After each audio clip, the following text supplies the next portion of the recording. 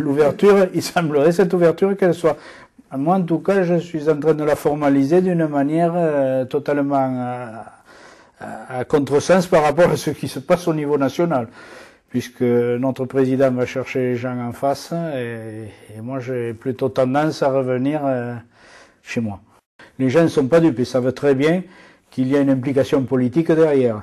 On ne va jamais sur une liste uniquement pour travailler, c'est qu'il y a des affinités.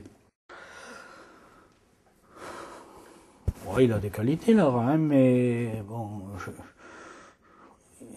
il souffre quand même d'un comparatif avec son prédécesseur.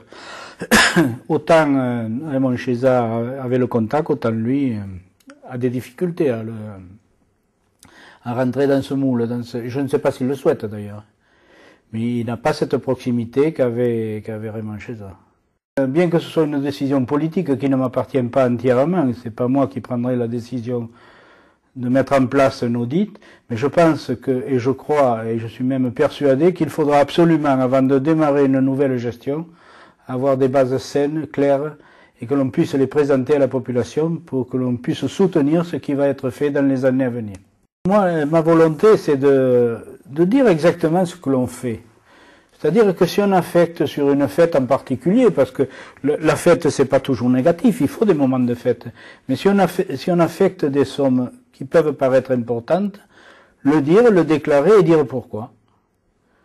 On n'a pas à cacher les dépenses publiques. Ce n'est pas notre argent, c'est l'argent du contribuable, donc il faut une transparence totale. Parce qu'en dehors de quelques rues qui sont effectivement privilégiées, et je pense là à la rue Courtegère, notre ancienne rue de la Gare et la rue de Verdun, les autres rues, que ce soit la rue Voltaire, rue Aimé-Ramon échappe un peu du fait de la présence de la mairie à ce phénomène, mais la rue de la République, rue du 4 septembre, rue de la Liberté, rue des Études et autres, ce sont de véritables squats.